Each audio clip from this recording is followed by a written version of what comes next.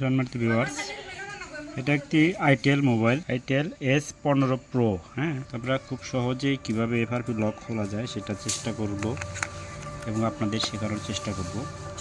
আপনাকে অবশ্যই একটি সিম প্রবেশ করাতে হবে, যে সিমে আপনার ফোন নাম্বার দেওয়া আছে সেভ করা। তো সেরকম একটি সিম প্রবেশ করবেন এবং তারপরে আপনারা ব্যাক কভারটি লাগিয়ে ফেলবেন। ওকে, ব্যাক কভারটি লাগানোর পরে আপনারা ফোনটা অন করবেন, পাওয়ার বাটন প্রেস করে ফোনটা অন করবেন। এই যেখান থেকে অন করে ফেললাম।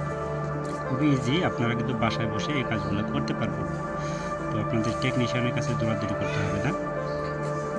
আপনাদের দেখানোর চেষ্টা করছি। এখান থেকে যেটা এফআরপি লক করে গেছে, এখানে যে একটা তালা দেখাচ্ছে তালার মতো, তো এটা কিন্তু আমাদের এভাবে খুলবে না। তো এটা কীভাবে খোলা যায়, প্রথমে আপনাকে অবশ্যই এটা ওয়াইফাই কানেক্ট করতে হবে, এটা ইন্টারনেটের সাহায্য আপনাকে নিতে হবে। তো স্টার্টে ক্লিক করবেন। স্টার্টে ক্লিক করার পর আপনার আশেপাশে যদি ওয়াইফাই থাকে তো সেই ওয়াইফাই নামগুলো শো করবে।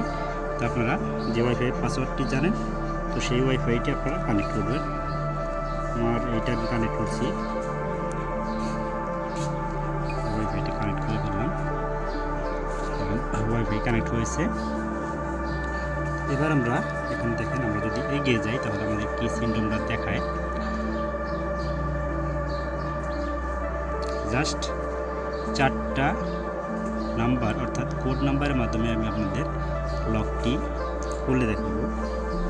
তো অবশ্যই আপনার ভিডিওটি মনোযোগ দিয়ে কন্টিনিউ দেখতে থাকবেন, তাহলে সম্পূর্ণ ধারণা আপনারা পেয়ে যাবেন।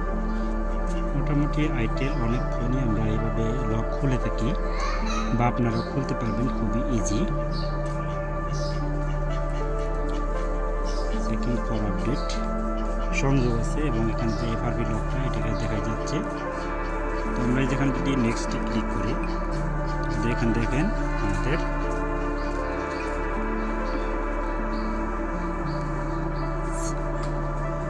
তো আপনারা যদি প্যাটার্ন জানেন তো প্যাটার্নটা দিলে খুলে যাবে। তো আমরা যেহেতু প্যাটার্নটা জানি না, ঠিক আছে, তো সেক্ষেত্রে আমাদের কী করতে হবে, এটা এখান থেকে ব্যাক করতে হবে।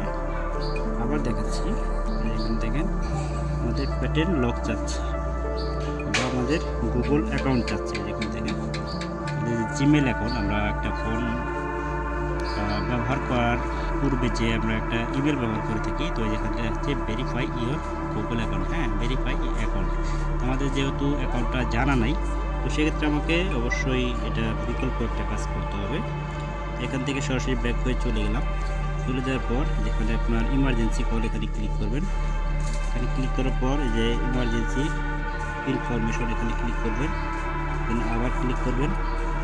ক্লিক করার পর আপনার যে এই আইকনে ক্লিক করবেন। ক্লিক করার পর আমি যেটা বলেছিলাম যে আপনাদের একটা সিম ব্যবহার করতে হবে, তো অবশ্যই সেই সিমে আপনাদের সেভ নাম্বার থাকতে হবে।